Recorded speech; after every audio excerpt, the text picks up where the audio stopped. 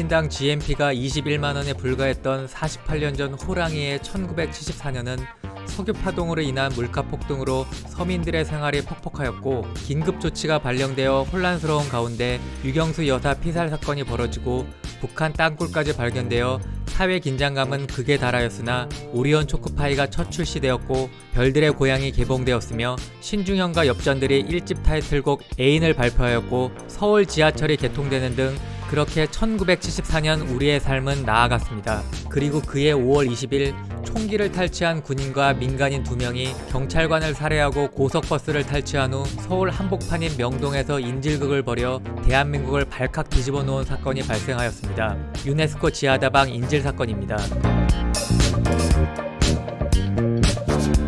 1974년 5월 20일 새벽 방이 소집 중인 23세의 이모 이병과 그의 동네 친구들인 민간인 20세 채군, 19세 윤군 2명 등 3명이 이이병이 근무하는 부대에서 칼빈 소총 2정과 실탄 500여 발을 가지고 나왔습니다. 그들은 서울 성동구 워커힐 앞길에서 승용차를 탈취하여 이동하기로 하였습니다. 그들은 앞서 지나가는 포드 승용차를 발견하였습니다. 그리고 총으로 위협하여 세웠습니다. 그 차 안에는 운전자와 등교하는 3명의 학생들이 있었습니다. 당시 기사를 한번 보겠습니다.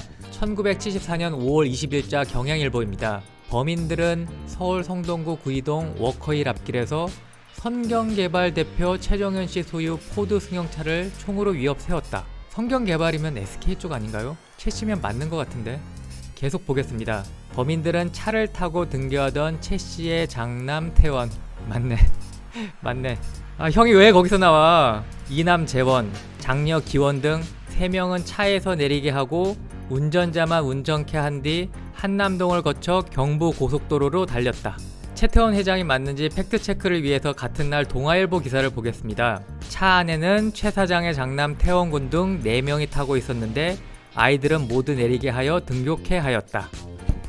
맞네. 최태원 회장 맞네요. 어린 나이에 큰일 날 뻔했습니다.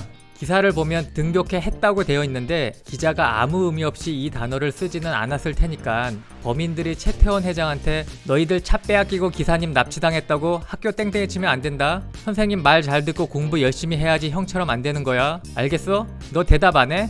얼른 학교 가. 근데 너희들 버스비는 있어? 돈 줄 테니 버스 타고 학교 가. 이렇게 했으니 등교케 했다는 거겠죠? 근데 땡땡이 친 건 아니겠죠?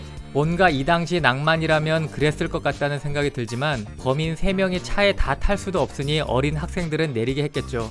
군부대에서 아직 절취 사실을 모르는 상황에서 최태원 회장이 신고했다면 최초 신고자일 수도 있겠습니다. 계속해서 이이병 일당은 서울 톨게이트를 그대로 지나쳐 용인 쪽으로 차를 달리게 했는데 이때 서울 톨게이트에 있던 고속도로 순찰차가 이들을 뒤쫓게 됩니다. 순찰차의 추격이 총기와 승용차 탈취로 인한 것인지 아니면 단지 톨게이트를 그대로 지나친 이유인지는 모르겠으나 아마 후자가 아닐까 추측해봅니다. 이이병 일당은 용인 톨게이트에서 순찰차의 총을 발사 그 안에 타고 있던 경찰관을 숨지게 하였습니다. 총기 승용차 탈취 범행도 중했지만 공무집행 중인 경찰관 살인이라는 엄청난 범행을 저지른 순간부터는 더 이상 되돌아올 수 없는 강을 건넜다고 보입니다. 그들은 이천과 용인 중간 지점에서 바리케이트를 친 군경에 저지당하자 차에서 내려 지나가던 3륜차를 탈취하려다 실패하였습니다. 그리고 뒤따라오던 동부고속버스를 강제로 세워 올라탑니다. 탈취당하는 상황에 대한 5월 20일자 동아일보 기사를 보겠습니다. 한 승객에 의하면 용인 인터체인지를 지날 무렵 펑 하는 소리가 들린 뒤를 이어 차 앞문이 열리고 범인 3명이 들어왔다. 총과 탄약 이외에 다른 무기도 탈취한 건가요? 아님 총소리를 펑이라고 묘사한 건가요? 그건 잘 모르겠습니다. 아무튼 범인들은 남자들은 모두 내려라 라고 소리쳐 남자들이 모두 내리자 여자 승객만을 태운 채 서울로 차를 몰라고 운전자에게 명령했다. 이들은 여자 승객들이 겁에 질려 엎드려서 울음을 터뜨리자 이들도 울면서 확실히 나이 어린 동네 애들이 그냥 저질러버린 범죄 느낌도 납니다. 계속해서 이들도 울면서 안심해라. 죽이지는 않겠다. 목적지까지 데려다준다. 우리는 명동 코스모스 앞까지만 가면 된다. 라고 총을 가진 이이병이 말했다는 것이다. 근데 명동 코스모스가 뭐죠? 기사를 찾아보니 백화점이군요. 1970년대 신세계 미도파와 더불어 돌을 갖다 놔도 팔린다는 영화를 노렸던 코스모스. 유명한 백화점이니까 명동 코스모스 하면 다 알았군요. 그들은 제3한강교 앞에 이르렀을 때 다시 바리케이트에 저지당합니다. 그러자 그들은 버스 안에서 창문으로 총을 10여 발 쏘면서 바리케이트를 치우라고 소리쳤고 경찰들도 공포로 응수하였습니다. 이제는 정말 시가전 수준입니다. 여기서 당시 기사를 읽어보겠습니다.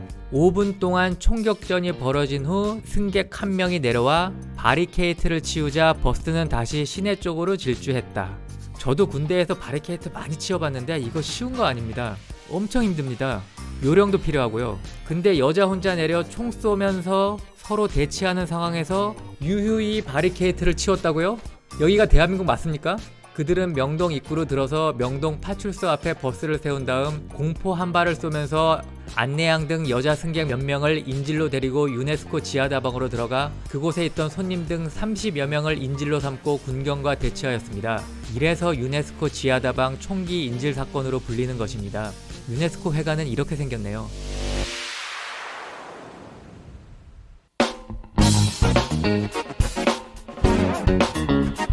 군경은 명동 주변의 교통을 차단시키고 삼엄한 경계를 하며 범인들과 대치하였습니다. 그러면서 인질범들의 어머니, 여자친구, 형제, 자매, 친척 다 동원하여 자수를 권유하였습니다. 경향일보 5월 20일자 기사입니다. 그들은 손님들에게 여러분들은 해치지 않겠으니 안심하십시오 라고 말했다. 그는 대치 중 중부경찰서 서장과 전화 대화에서 방위 소집 근무처에서 고참들이 여러 차례 돈을 가져오라며 구타한 것에 불만 범행을 저지르게 됐다 라고 범행 동기를 밝혔다. 이병은 자수하면 다 죽게 된다고 계속 버티었고 범인 중 한 명은 봉천동에 사는 애인을 데려오면 잠시 이야기를 한 뒤 자살하겠다 라고 말하기도 하였다. 그들은 인질 중 50대 여성이 졸도하자 밖으로 내보내주기도 하였다. 같은 날 동아일보 기사를 보겠습니다. 이병은 국방 책임자와 직접 대화를 통해 방위 소집 근무에서 일어나는 부조리를 시정했으면 한다 라고 말했다.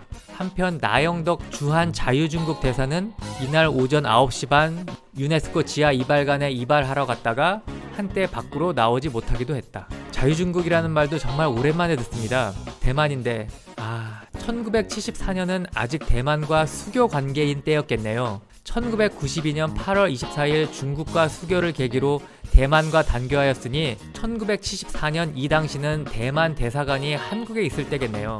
다른 기사에 의하면 나영덕 대만 대사는 30여 년을 군대에서 보낸 직업군인 출신이라고 하네요.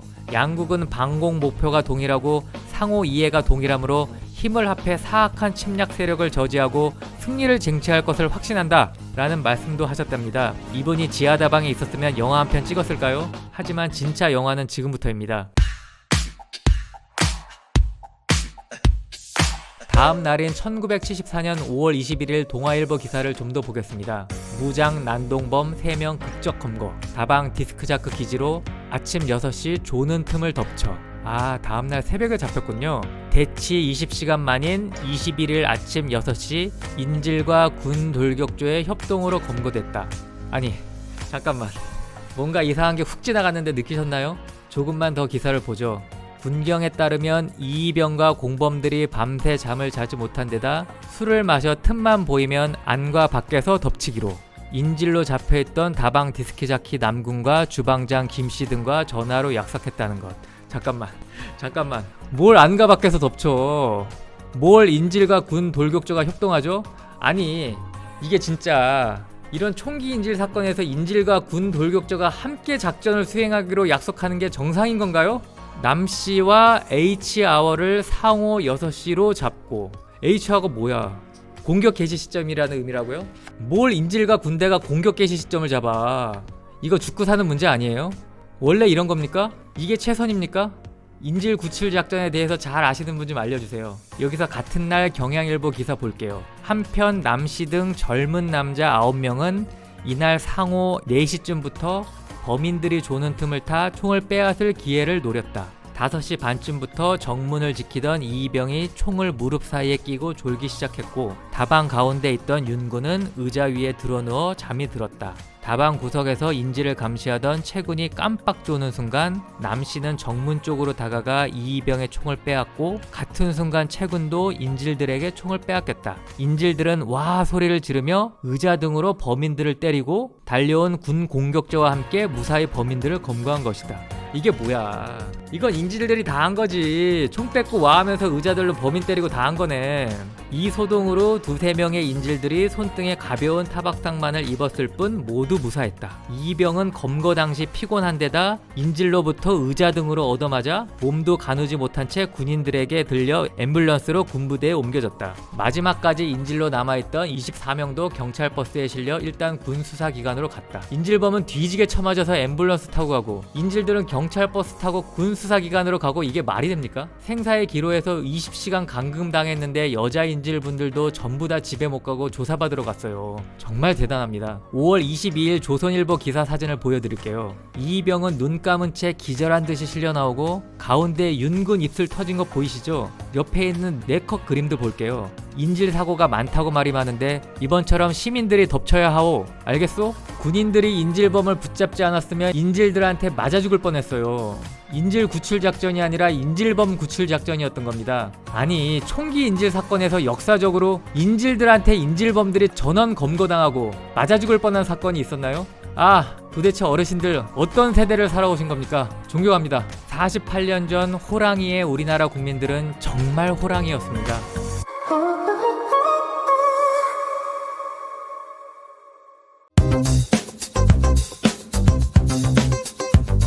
같은 날 경향일보를 계속 보면 한편 다방안은 20시간의 난동으로 의자와 탁자가 어지럽게 쌓여 있었고 한가운데 범인들이 다방을 폭파하겠다고 위협하기 위해 갖다 놓은 풀업한 가스통 2개가 뒹굴고 있었다. 천장은 범인들이 쏜 공포로 구멍이 벌집처럼 나 있고 조명등이 반가량 깨져 있었으며 바닥에는 유리 조각 빵 부스러기에 검거 당시 범인들이 흘린 피가 범벅이 돼 있었다. 가스통 갖다 놓고 총 쏘고 정말 전쟁통 상황인데 결론은 인질들한테 죽도록 맞아서 바닥에는 인질범 피로 뒤범벅이고 진짜 기가 찹니다.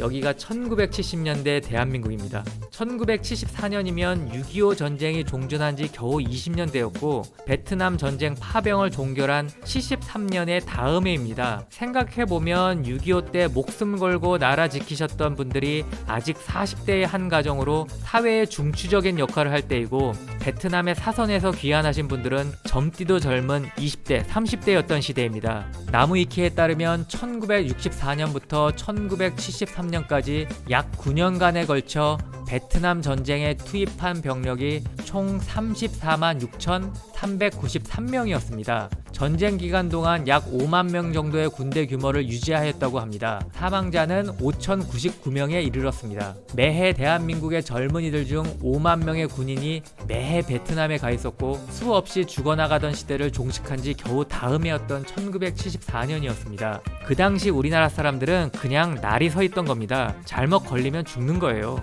20대 초반 인질범보다 인질들이 당연히 더 무서운 사람들이었던 시대입니다. 제 군대 시절에도 운동부 출신들이 학교보다 군대가 훨씬 편하고 구타도 적다고 했는데 이 당시 인질들도 공산당 빼트공들에 비하면 저런 핏덩이들은 아무것도 아닙니다 라고 생각했을 것 같습니다. 게다가 유신독재, 긴급조치, 남북대치 등으로 극도로 혼란하던 사회였습니다. 사회 시스템이 치안과 안전을 담보하던 시대가 아니었습니다. 국가나 정부로부터 개인의 안전 보장을 기대하기보다는 내 한몸, 내 가족은 내 손으로 지킨다는 시대였을 겁니다. 그러니 인질들도 군경으로부터 구출을 기대하기보다는 목숨 걸더라도 내 손으로 살아남겠다고 판단하는 것이 더욱 익숙하고 오히려 합리적인 시대가 아니었을까 감히 추측해봅니다. 절대 48년 전 대한민국을 비하하는 것이 아닙니다.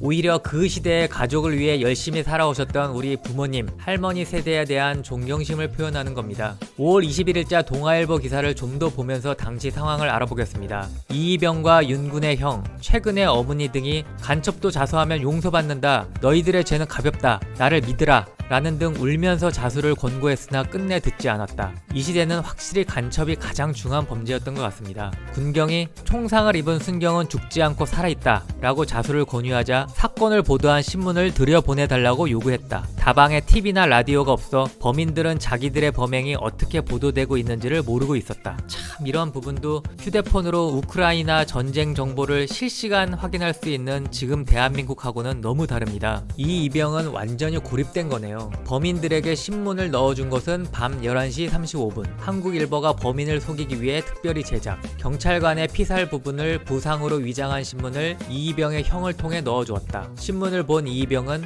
내가 한 방 쏘고 최군이 2방 쐈는데 안 죽었을 리 만무하다 라며 전화통을 집어 던졌다는 것이다. 인질범들도 경찰관이 순직하지 않아야 선처를 위한 자수의 여지도 생긴다고 판단한 것 같습니다. 여기서 우리의 영웅들, 살벌한 인질들 한번 봐야죠. 서울시경은 유네스코 지하다방 디스크자키 20세 남군과 22세 다방 종업원 김씨 등 2명과 인질로 있다가 이들과 합세, 범인들을 잡은 34세 회사원 신씨, 40세 윤씨 등 모두 4명을 용감한 시민으로 표창키로 하고 이들이 군 수사기관으로부터 조사를 마치고 돌아오는 대로 시민장과 금일봉을 주기로 했다. 외모도 멋지십니다. 지금 시대면 이분들 SNS 난리 났겠죠? 아마 지하다방 CCTV를 통해 이분들 모습이 전 세계적으로 전파되었을 겁니다. 박수를 보냅니다.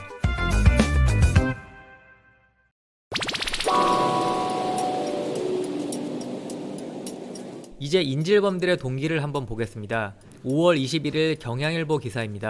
인질 난동극을 벌인 3명은 서울 성동구 구이동 한 동네에서 사는 친구들. 이병과 최군은 특수절도 혐의로 형을 받은 전과자들. 이들은 공장 직공, 운전사 등으로 일한 경력이 조금씩 있을 뿐 대부분 집에서 놀며 친구들과 휩쓸려 다니는 것으로 소일했다. 윤군은 10년 전 어머니를 잃고 5남 1녀 중 셋째, 3명 중 비교적 부유한 가정에서 자랐으나 학교는 초등학교만을 나왔을 뿐 하는 일 없이 집에서 빈둥대며 놀았다. 최근은 7 식구가 월세 4,500원짜리 단칸방에서 살아 평소 집에 잘 들어오지 않았다. 살인 인질 난동을 벌이다 군수사기관에 연행된 범인들은 21일 1차 조사에서 범행 동기를 최군이 주도, 이병에게 총탄과 실탄을 훔쳐오게 해 윤군과 함께 3인조의 강도단을 만들어 군품을 강탈한 후 일본으로 달아나려고 했었다 라고 진술한 것으로 군수사기관에 의해 전해졌다. 군수사당국은 이들이 다방에서 버티면서 방위 소집자의 군생활 부절이 운운한 것에 대해서는 더 조사하여 사실 유무를 가릴 것으로 보인다. 범행 동기가 개인적인 일탈인지 군대 부조리인지 아니면 복합적인 이유인지 풀어야 할 숙제가 수사기관에 생겼습니다. 당시 범행 원인, 동기와 관련된 기사가 있는데 흥미로워 소개해보고자 합니다. 우선 5월 21일자 동아일보 기사입니다. 20대 초반의 젊은이들의 사회에 대한 집단 저항의 성격을 띠고 있다. 이번 인질 난동의 직접 동기는 방위 소집자의 근무 조건 개선이었다. 그러나 공범들의 주변을 살펴보면 사회의 바닥에서 발버둥 치는 젊은이들의 좌절감과 항거 심리가 심각한 문제점으로 드러나고 있다. 세 사람 모두 국절 또는 중학 중퇴, 어린 나이로 사회에 발을 들인 이래 폭행, 절도 등의 전과를 갖고 있으며 가정은 구차한 편이다. 전과 탓으로 취직도 변변히 못해본 데다 가정에서도 따돌림을 받은 채 무의도식해온 이들의 평소 생활 권역은 가정 환경과 너무나 동떨어진 명동 바닥이었다. 이 당시는 명동이 현재의 강남, 압구정, 홍대 같은 젊은이들의 핫플레이어스였나 봅니다. 고층 빌딩 사이에 범람하는 소비 풍조의 한가운데서 사회로부터 버림받고 스스로 자립할 능력이나 재력도 없는 젊은이들이 느끼는 것은 자신의 한없는 무력함과 벽 앞에 부딪힌 좌절감뿐이었다. 이병이 20일 대치 중인 다방 안에서 본지 기자와의 전화 인터뷰를 통해 밝힌 범행 동기 중에도 사회나 가정이 젊은이들의 문제를 너무 몰라준다. 박용복 사건처럼 부유특권층의 부정이 저질러지는 불합리한 사회 등으로 부조리한 사회의 단면이 지적되고 있다. 이 같은 의식 속에 사회의 그늘에서 시달려온 이병은 소속 부대에서까지 상급자가 금전을 요구하고 감당할 수 없는 기합 등에 대한 반항이 마침내 총기 인질 난동이라는 극단적인 반발로 보이게 된 것이다. 동기야 어쨌든 이들을 현대적 도시범죄의 맹점인 인질극으로까지 촉발케 한 것은 총을 손쉽게 가질 수 있다는 점이다. 감당하기 힘든 현실, 부조리를 강요하는 상사, 손쉽게 손에 잡히는 총기. 올 들어 군인들의 총기 난동은 벌써 6건이나 일어났다.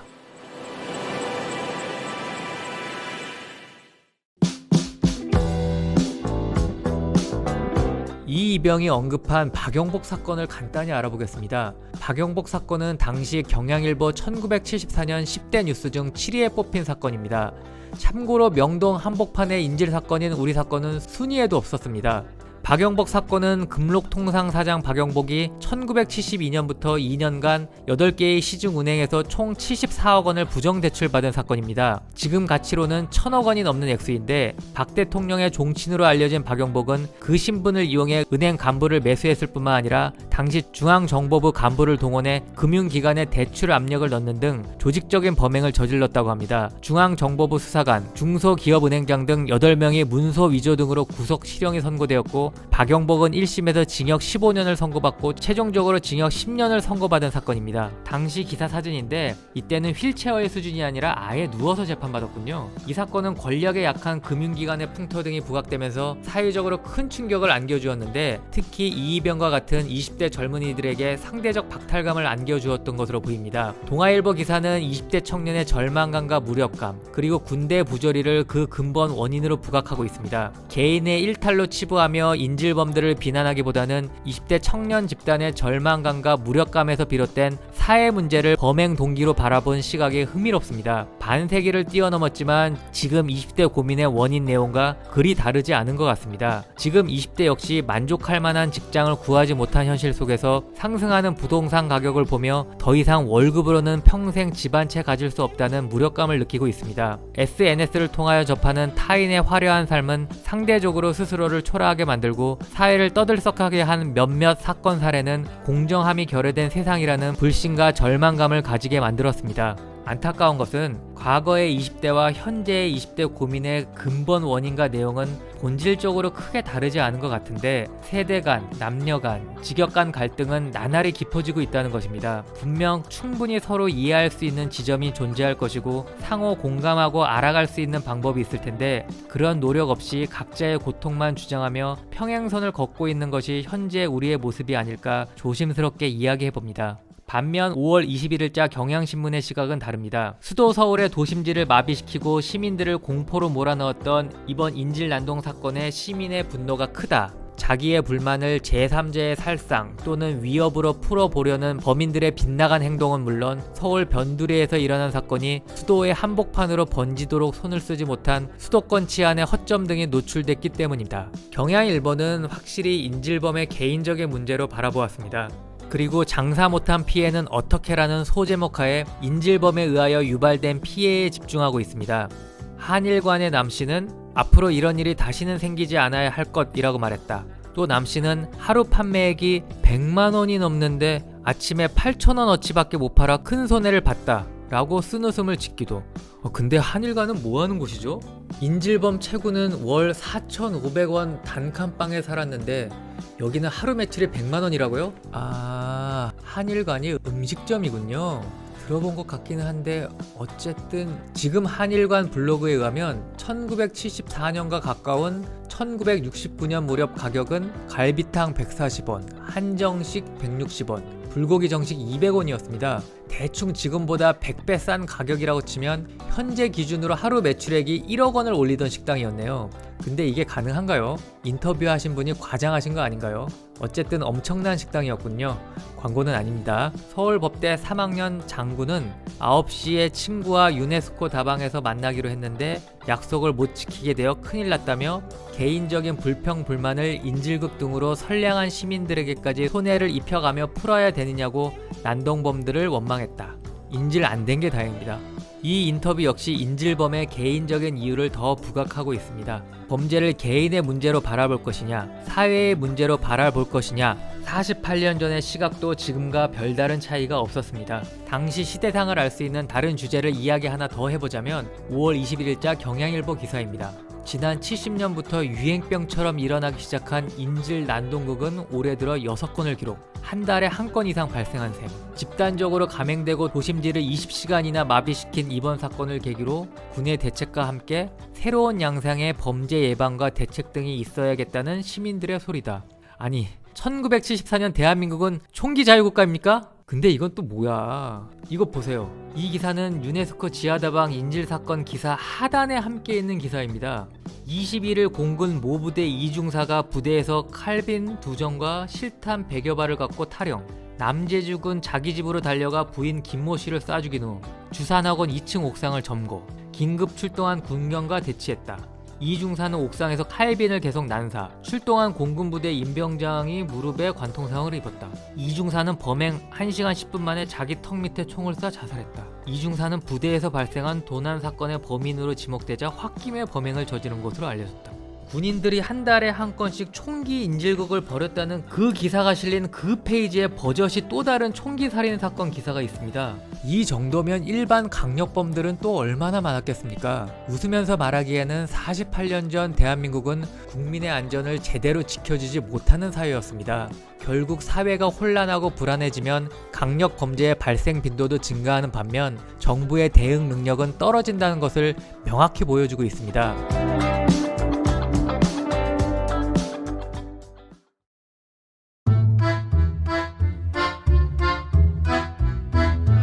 자, 이제 인질범 3명의 운명은 어떻게 되었는지 알아보겠습니다. 육군 보통군법회의는 1974년 6월 10일 피고인들에 대하여 살인, 초서침범, 군용물 특수절도 등 9개 죄명을 적용하여 모두 사형을 선고하였습니다. 재판부는 이들의 범행 동기가 금품을 강탈하여 외국으로 밀항하기 위한 목적임을 인정하면서 민간인과 작당 합세하여 자기 초서를 스스로 침범하고 탄약고를 파괴한 사실은 일찍이 그 유례를 들 수 없는 일이며 군경과 선량한 국민에게 총탄을 무차별로 난사하여 인명을 살상함으로써 군기강을 문란케 하고 사회 불안을 조성한 행위는 추호도 용납할 수 없어 사형을 선고한다 라고 이유를 밝혔습니다. 군 당국은 2명은 비록 민간인이지만 군 형법상 초서침범죄를 군인인 이이병과 공범으로 저질렀기에 군사재판을 받은 것이라고 설명하였습니다. 기사에 의하면 재판부는 이날 오전 10시 첫 공판을 열고 재판을 종결한 후 같은 날 오후 3시 35분 사형 판결을 선고하였습니다. 사형이라는 결론을 떠나서 강하게 이야기하면 이 재판은 정신나간 재판입니다. 다시 한번 강조하면 결론 때문에 그런 것이 아닙니다. 결론은 당시 시대상도 고려하여야 하기에 지금의 시각으로 함부로 판단하면 안 된다고 생각합니다. 하지만 이 사건 재판 절차는 엄청난 문제를 가지고 있습니다. 이 사건 발생일은 1974년 5월 20일입니다. 그런데 판결의 선고는 그로부터 20일 만인 6월 10일 이루어졌습니다. 사건 발생일로부터 20일 만에 이루어진 사형 선고는 갓난아기가 한두 달 만에 태어난 것으로 보면 될 겁니다. 현재의 재판에서는 있을 수 없는 일이라고 단언할 수 있습니다. 왜 그러는지 꼼꼼히 설명하려면 매우 많은 양인데 아주 간단히 설명해 드릴게요.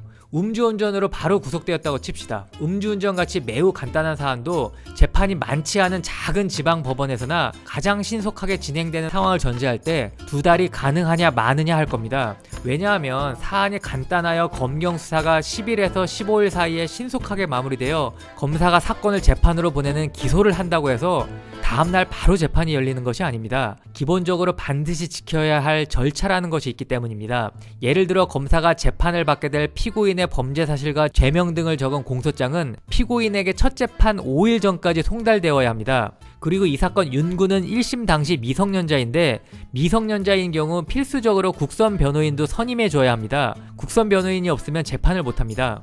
그리고 그렇게 선정된 변호인은 첫 재판 전에 군 검찰에서 증거로 제출할 서류 등을 복사해서 사안 검토하고 구치소 가서 피고인들 면담도 해야 합니다.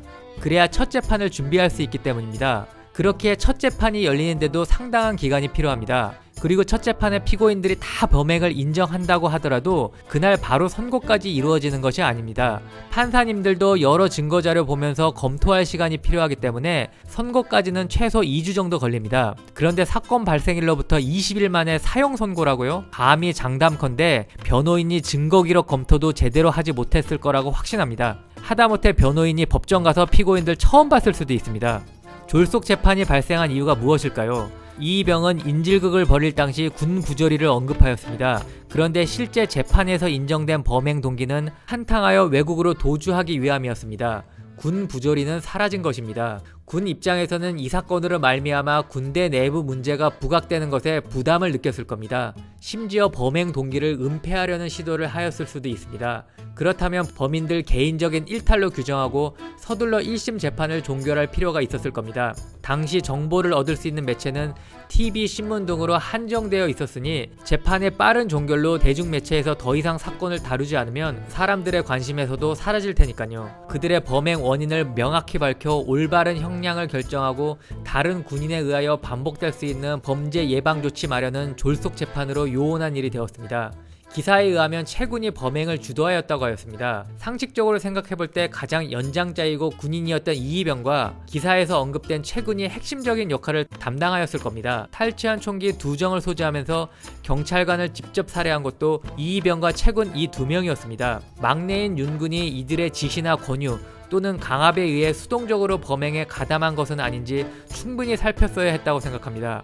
총기 탈취 후 예정된 강도 범행 등에 합류할 공범 또는 밀항과 관련된 공범의 존재에 대한 확인도 졸속 재판에 의하여 불가능하였습니다. 판결의 이유에서도 밝혔듯이 이 사건은 북한이 불법적인 도발을 계속하여 안보가 중요한 상황에서 민간인인 경찰관을 살해하고 인질 수십 명을 잡은 군기문란 사건입니다.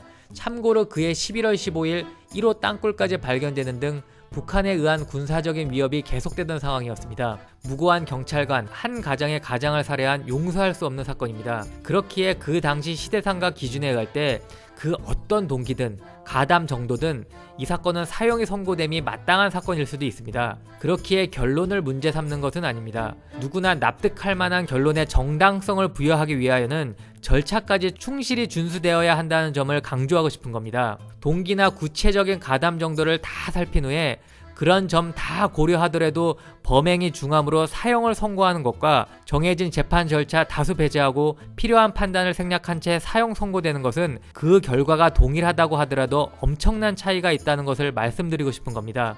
5번 사형 선고 받은 자 영상에서 다루어진 사형 판결이 설득력과 정당성을 가지는 이유는 개설이 삑삑하는 피고인의 주장이라고 하더라도 전부 경청한 후 재판 과정에서 증거를 통하여 그 시시비비를 꼼꼼히 확인한 후 피고인의 개설이를 배척한 그 절차 과정에 있기 때문입니다. 물론 이 사건이 1심에서 끝난 것은 아니고 2심과 대법원을 거쳐 최종적으로 결정된 것은 맞습니다. 상급심도 1심과 동일하게 그들의 범죄를 사형이라고 판단하였습니다.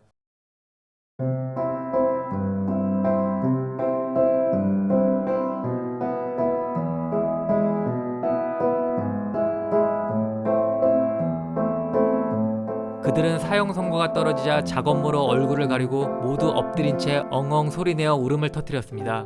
그들의 사형 선고 기사 옆에도 또 다른 탈영병의 인질극과 자살 기사가 나란히 실리던 1974년의 풍경이었습니다. 그들은 1975년 8월 2일 군대에서 총살되었습니다. 순직한 경찰관은 한 계급 추서되었지만 그의 부인과 자녀들에게 무슨 소용일까요? 유가족은 평생 고통과 슬픔을 안고 살아갈 겁니다. 1974년 5월 20일 발생한 유네스코 지하다방 인질 사건을 통하여 지금과는 너무나 다른 48년 전 호랑이의 모습을 살펴보았습니다.